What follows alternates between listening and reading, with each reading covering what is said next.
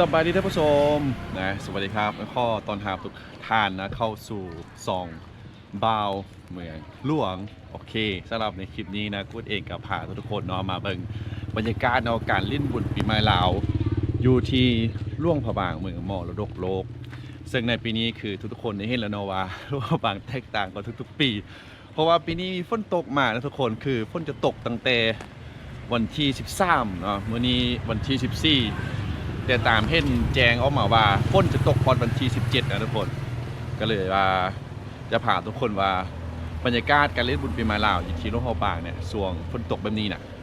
จะเป็นแบบใดทุกคนปกตินี้ในบุญปีใหม่ลาวนี่อากาศมันก็จะต้องร้อนเป็นบ่สำหรับปีนี้อากาศเย็นอากาศค่อนข้างหนาวนะทุกคนเนาะเพราะว่าฝนตกมาแต่เช้าๆพวกมื้อนี้ตั้งแต่เมื่อคืนนี้เพิ่นเลยก็ว่าแม่นสำหรับมื้อนี้ก็จะเป็นมื้อโลลาดหรือว่าการลงตลาดนัดอยู่ที่หลวงพระบางเนาะก็เป็นมื้อที่ว่าเป็นการที่ทุกๆคนเนาะจะได้มาโลซื้อเครื่องซื้อของกุ๊ดเลยจะพาทุกคนไปเบิ่งกันว่าอยู่ที่ตลาดนัดนี้อยู่หลวงพระบางบุญปีใหม่ลาวนี้จะมีหยังแดเฮาจะได้เห็นหยังแดซึ่งในคลิปนี้กุ๊ดก็จะพาทุกคนไปเบิ่งพร้อมๆกันเนาะสำหรับพี่น้องทางฝั่งไทยที่อาจจะกำลังติดตามรับชมปัจจุบันนี้ก็ฝากคอมเมนต์กันเข้ามาได้เนาะว่าสงกรานต์อยู่ที่ประเทศไทยเป็นได้แดอากาศร้อนบ่มีฝนตกบ่หรือว่าแนวใดเนาะก็คอมเมนต์บอกกันเข้ามาได้เฉพาะที่หลวงพระบางปีนี้บอกเลยว่าแตกต่างกับทุกๆปีมีฝนตกกันมาอากาศหนาวแต่ก็บ่ฮู้ว่าจะมีผู้หดน้ำหรือบ่เนาะสำหรับปีนี้เนาะโอเคครับไปเบิ่งพร้อมๆกันเลยทุกคนเนี่ยทุกคนคือว่าบรรยากาศฝนตกเนาะก็แน่นอนเนาะมันก็สร้างความ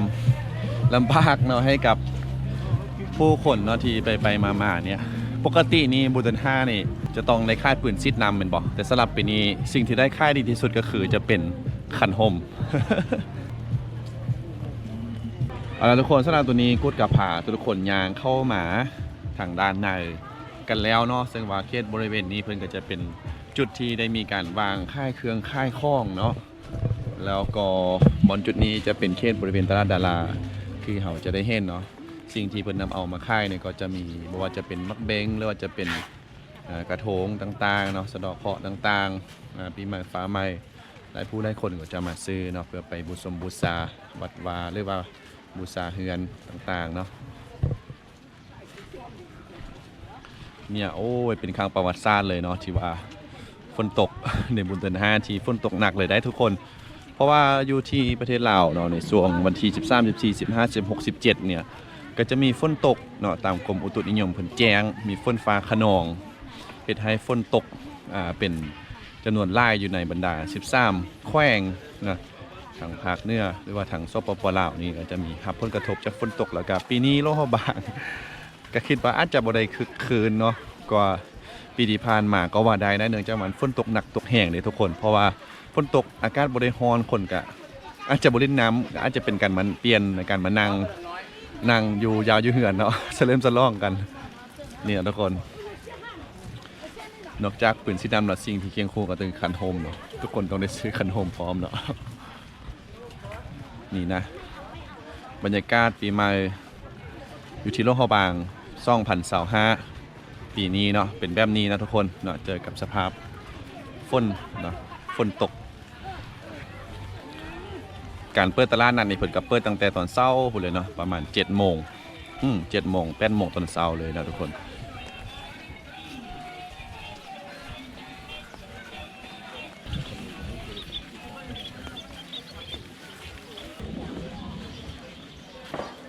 เอาล่ะทุกคนเดี๋ยวกูจะพาทุกคนย่างเข้าไปทางด้านในเนาะไปย่างเลาะเบิ่งนำกันว่าบรรยากาศจะเป็นแบบใดแล้วก็เดี๋ยวจะไปโลสัมภาษณ์ทางความรู้สึกเนาะกับบรรดาแม่ค้าชาวค่ายว่าปีนี้เป็นอะไรกันแดในการค่ายเครื่องเนาะฝนตกแบบนี้สร้างอุปสรรคอย่างใดน่ะได้กันแดเนาะค่ายเครื่องเป็นได้ม่วนบ่มีการค่ายอันนี้มันบ่แม่นอันนี้น่ะ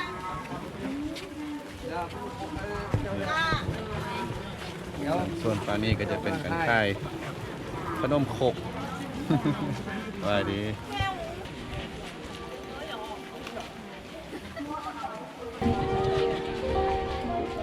ก็ฝากทักทายสบายดีกันได้เด้อเนาะบอกว่าจะเป็นพ่อแม่ประชาชนเนาะอยู่ที่ ฟังไทยหรือว่าคนลาวเฮาเนาะที่อยู่ต่างประเทศที่กำลังติดตามรับชมปัจจุบันนี้เนาะก็ฝากทักทายสวัสดีกันเข้ามาได้คอมเมนต์กันเข้ามาได้เด้อเนาะว่าการจัดปีใหม่ลาวอยู่ที่ต่างประเทศเป็นได้กันแด้เนาะฝนตกบ่หรือว่าแนวใดเฉพาะอยู่ลำปางนี่ฝนตกนะทุกคนฝนตกคิดให้ลูกไปลอยมันเลี้ยงนี่จับปรับปรุงการบริการดูมาตรฐานด้านบนการร่วมมือทางด้าน เดี๋ยวจะมาซื้อสบายดีอันนี้มันโตสะดวกเคาะมันบ่กระทงเสียเคาะเดี๋ยวทุกคนเอามาซื้ออันเท่าได้น่ะ 10,000 อันเฮาเสียเคาะนี่เฮาซื้อไปแบบเพื่อบุคคลบ่หรือว่าแบบเฮาซื้อไปให้ผู้หนึงต่ออันหนึงสมมุติมี4คนก็ต้อง4อันอ๋อตาเล็กตีเล็กมือใส่แล้วก็ไปไล่น้ำอ๋อเดี๋ยวไล่เบิ่งก่อนเด้อ1 2 3 4 5 6 7เอา7อันเลย7อันโดยโอเคทุกคนสำหรับอันนี้เขาจะเป็นกระทงเสี้ยขอบเนาะกระทงเสี้ยขอบคือไม่เขาว่าในช่วงบุญปีใหม่ลาวหรือว่าบุญเดือน5เนี่ยคือเวลาที่เฮามาโลลาเนี่ยเขาต้องได้ซื้อไปเพราะว่าเป็นการสะดอกเคราะห์เสี้ยเคราะห์เสี้ยน้ำเนาะปีเก่าอันได้บ่ดีก็ให้มันผ่านพ้นไปเนาะปีใหม่ก็เริ่มต้นใหม่ครับจะต้องได้ซื้อดีไปแล้วก็จะไปตัดเล็บตีนเล็บมือหรือว่าเรื่องต่างๆเป็นบ่ดีเอาใส่กระทงนี้แล้วเขาก็จะไล่นำไปเนาะ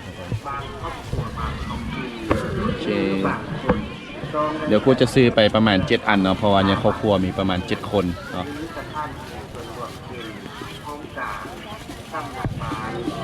คือเราต้องเสี้ยขอบมือนี้เลยวะหรือว่ามือได้ก็ได้มือนี้เนาะบ่ให้ไกลมือนี้เนาะโอเคมันทำกระไดเนาะอ๋อเพราะว่ามือนี้เป็นมือที่เพิ่นต้องได้นั้นเนาะขอบใจเด้อมันม่านเป็นได้ฝนตกปีนี้ฮู้สึกคล้ายเครื่องยากบ่โดยโอเคเดี๋ยวทุกคนโดยอันนี้แดงมันบ่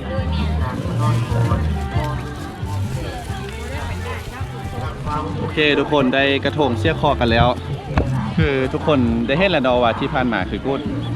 ยอมรับเลยว่าปีนี้นี่มักเจอแต่แนวบ่ดีเนาะมัก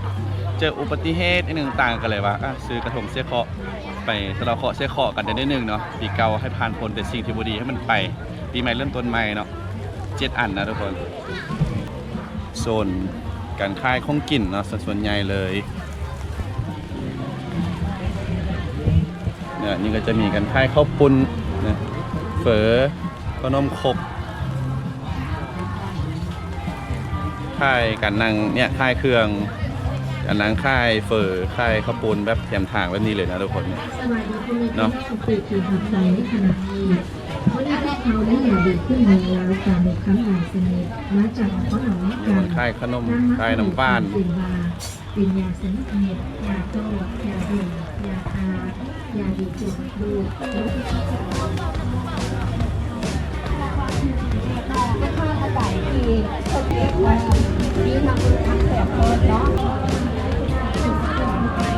สำหรับวันนี้เขาเชิญว่าเป็นโตเพิ่งนะทุกคนซื้อ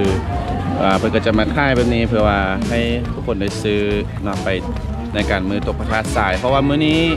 ช่วงตอนบ่ายของมื้อนี้ก็จะเป็นอีกติมจะมีอีกติมกิจกรรมก็คือเป็นการลงดอนทรายตกพิธีตกประทัดสายเนาะที่ดอนทรายมงคลอยู่ที่ฝ่ามือจอมเพชรนั่นเองเนาะเนี่ยทุกคนบรรยากาศฝนตก นอกจากสร้างความลำบากเนาะสิ่งเห็นแต่ที่สุดเลยก็คือบรรดาแม่ค้าสาวค่ายนะทุกคนเนาะที่ได้มาค่ายเครื่องค่ายข้องเนาะต้องได้มีการเซาตาดเซาสถานที่เนาะแล้วก็ต้องได้มาค่ายเนาะคนตัวก็ได้ก็ต้องได้มาค่ายแต่ทุกคนเนี่ยก็ยังมาไล่อยู่นะทุกคนเริ่มไล่เข้าแล้วเนาะเพราะว่าเบิ่งท่าทีคนน่าจะบ่เซาแต่สิ่งสำคัญก็คือมีคันห่มเนาะแล้วก็จุดนี้คือเราจะได้เห็นเลยเนาะเพิ่นก็จะค่ายมีเป็นตองใบคำใบคูนนี่เพิ่นก็จะเอาไป ใส่ปัดเป่าสิ่งที่บ่ดีออกจากยาวจากเงินเนาะมีบรรดาดอกไม้ต่างๆเนาะทุกคนสำหรับจุดนี้นะมีนกบักไล่ๆโตเลยเนาะ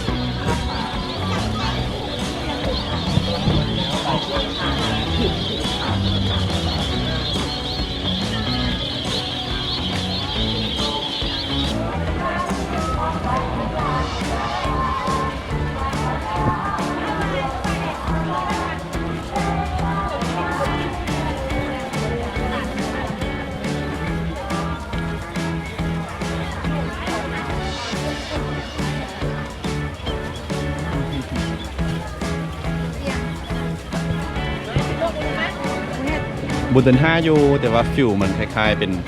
บุญเดือนเก่าเนาะ ฟิวคล้ายๆคือบุญเดือนเก่าพอฝนตกเลยฝนตกเนี่ยแล้วก็ฟ้าทางไทยสเปนเข้ามาได้เด้อเนาะสำหรับท่านใดที่มาได้แวะเข้ามาติดตามชมคลิปนี้จะเป็นคนลาวเขาเองที่อยู่ต่างประเทศเป็นด้วยกันแน่เนาะบุญเดือน5อยู่ที่ต่างประเทศสำหรับจุดนี้ส่วนนี้ก็จะเป็นจุดส่วนค่ายอาหารการกินเนาะโดยเฉพาะก็เป็นข้าวเปียกแกมทางแบบนี้เลยนะทุกคน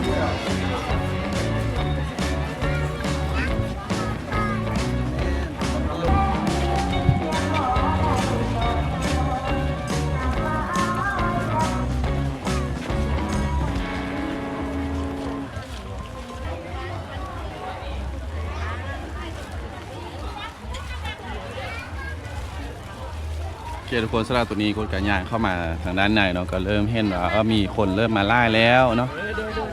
แต่ว่ามันก็จะเป็นบรรยากาศแบบว่าคนตกในกลางคันห่ม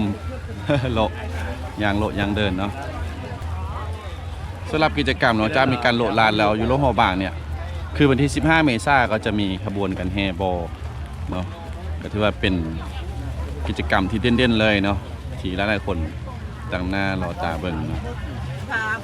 ก็แม่เราปะสบายดีไอ้ ซื้อยังซื้อมูเนียม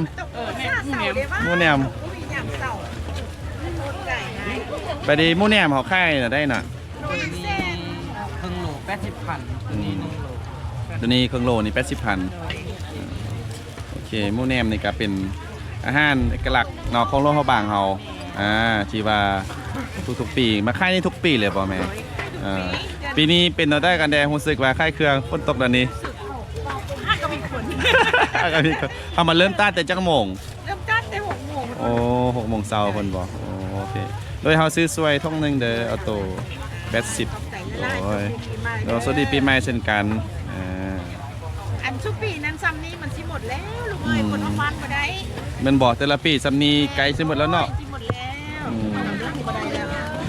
ย่างมาในครั้งนั้นแล้วไปฮอดเดินทางกลับมาแล้วว่าจังมาซื้อเราบ่ได้กินแม่นล่ะคือว่าหมดก่อนเนาะคนมาเศร้ากันหายเฮาเฮ็ดหมูแหนมนี่ได้จักปีแล้วแม่โอ้ก็ตั้งแต่เดี๋ยวนี้เพิ่นก็ได้50โอ้ค่อยเห็นรุ่นแม่บ่เลยมาโอ้สืบทอดกันมาเป็นเจ็ดซ่าโอ้รุ่น3แล้วเป็นรุ่น3กับม่อนแล้วใช่มั้ยอันนี้เป็นรุ่น3กับไล่10 ปีเขาเฮ็ดเป็นฮานเลยวะหรือว่าเขาเฮ็ดส่งตัวไปมาเด้อหมูแหนมมีส่งค่ายบุญสิแล้วก็เฮ็ดส่งตัวไปเนาะก็จะสั่งแล้วก็ส่งงานตัวนี้80เจ้าสั่งงานบุญกันเนี่ยด้วยโอเคขอบใจเด้อมันโอเคทุกคนเมื่อกี้ที่ว่าพูดผ่าทุกคนไปเบิ่งเนาะก็จะเป็นอาหารที่เอิ้นว่าเป็นหมูแหนมนะเป็นหมูแหนมซึ่งว่าเป็นอาหารเนี่ยเอกลักษณ์ของสำโรงเฮาบางเนาะที่ว่าได้เป็นอาหารพื้นบ้านนะทุกคนอาหารพื้นบ้านที่ว่าบุญประเพณีนี่ส่วนใหญ่คันถ้าว่าบ่มีหยังบุญแบบนี้เฮาจะบ่ค่อย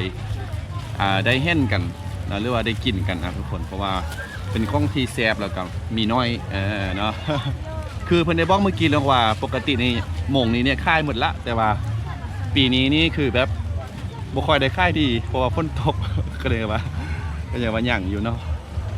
โอเคสำหรับตอนนี้คุณก็พาทุกคนย่างมาฮอดจุดนี้ก็จะเป็นเขตบริเวณเที่ยวน้ำพุเนาะเที่ยวส่วนน้ำพุนะก็เป็นจุดที่ว่าเป็นจุดแลนด์มาร์คของงานเลยเนาะคือไพ่มานี่ก็ต้องได้ ได้มาแวะถ่ายรูปถ่ายหอยเนาะแต่ว่าปีนี้จะถ่ายรูปกันจะได้เนาะฝนตก เนี่ยทุกคนสำหรับจุดบริเวณนี้ก็จะเป็นบอลถ่ายรูปเนาะ คือเป็นส่วนที่ประดับประดาไว้ให้เลยเนาะสำหรับใครที่ว่ามางานนี้แล้วก็ต้องได้มาถ่ายรูปนะทุกคนเพื่อเป็นการบอกว่าเนี่ยได้มาฮอดบุญปีใหม่ลาวโลกพระบางแล้วเด้อเป็นจะได้อายถ่ายรูปปีนี้มวนบ่มวนอยู่เนาะโอเคคนไล่เนาะโอเคมั่นๆเด้อเลยสวัสดีปีใหม่โอเค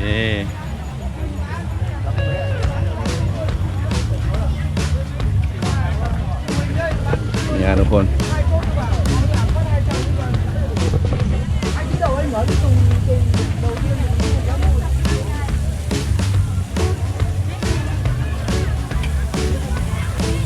ขับมาฮอนแล้วชุดนี้ก็คือเป็นชุดน้ำพุเนาะอยู่รอบพระบางเขาจะมีแต่บนเดียวเนี่ยทุกคนที่ว่าเป็นน้ำพุแบบนี้เนาะที่มีพญานาค7ตัวเนาะพ่นน้ำกันเลยอยู่นี่เนี่ยทุกคนบุญท่านี่ไพ่หมาต้องได้ทายโฮอยู่แค่นี้เนาะนี่นะ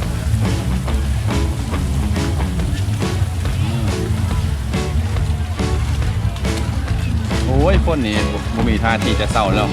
ท้องฟ้านี่มืดครึ้มกันเลยทุกคน อย่างบ่เห็นแสงออกมาเถอะ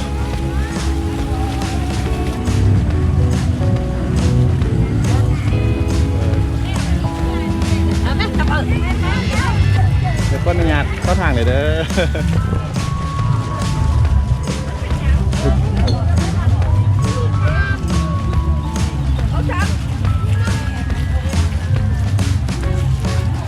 โอเคทุกคนเดี๋ยวโค้ชจะพาทุกคนย่างไปต่อเนาะเพราะว่ายังบ่หมดเพียงเท่านี้เนาะยังยาวกันเลยนะยาวเยียดกันเลยสำหรับบอลค่ายเครื่องค่ายคล้องเนาะเราเบิ่งกันว่าจะมียังแด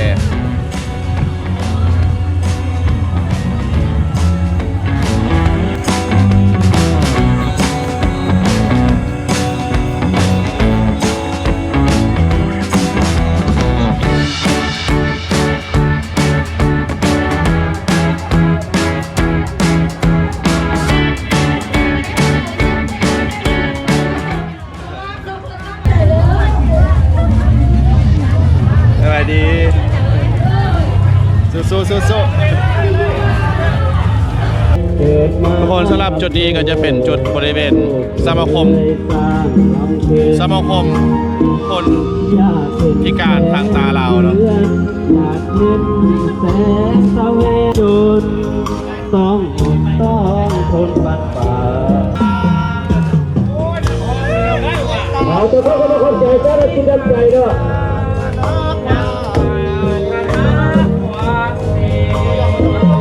ขอให้เปิดทางเพื่อสร้างฐานะสีการเรียกตา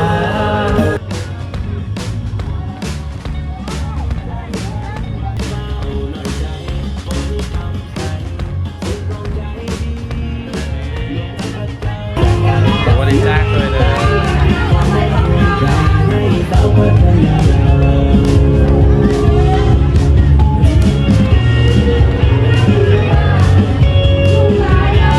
ใครให้แดงมีเบอร์ทำไมดิฮะคุณหน้าอยู่อ๋อไปเอาเป้าให้แดง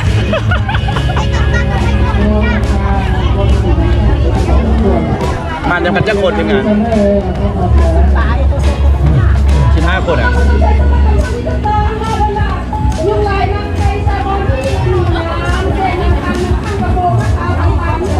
สลับนี้ก็จะเป็นหน่วยงานอาซาผู้ภัยจากองค์การกาแดงเนาะคือว่ายามบุญนี่ก็บ่ได้พักผ่อนเลยเนาะเกี่ยมพร้อมเสมอบ่เพื่อเวลาเกิดอุบัติเหตุฉุกเฉินมาก็ต้องมื้อนี้เฮาได้มารับบริจาคเลือดปกติมีแต่มาในสตีเพื่อเป็นตัวรับบริจาคอ๋อเนาะก็จะมีการเปิดรับตู้บริจาคนะทุกคนคือเฮาจะเห็นเนาะว่า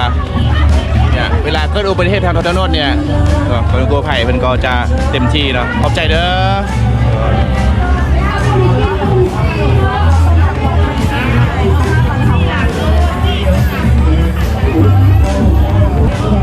สบายดี เข้าได้ก่อนอ๋อ ฟรีละ ฟรีไหมอ๋อทั้งไทย thank you ไปแค่ทุกคนก็เป็นเครื่องดื่มฟรีเนาะ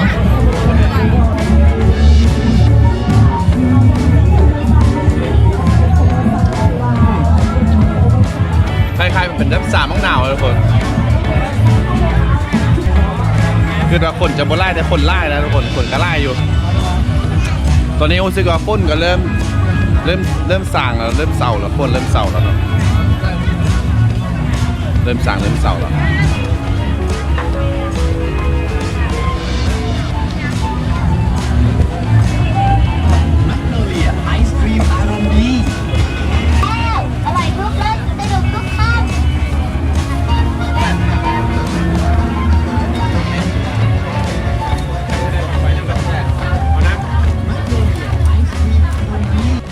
เอาแล้วทุกคนทั้งหมดนั้นก็ถือว่าเป็นภาพบรรยากาศเนาะที่ว่าคูดได้นำพาทุกคนได้ไปเบิ่งการโละตลาดนัดเนาะอยู่ที่หลวงพ่อบางในโอกาสบุญปีใหม่ลาวหรือว่าบุญเดือน5เนาะกาเฮาจะได้เห็นเนาะก็มีหลากหลายอย่างเนาะที่เพิ่นได้มีการเอามาวางค่ายแล้วก็สิ่งหนึ่งก็คือเป็นซีซั่นเนาะซีซั่น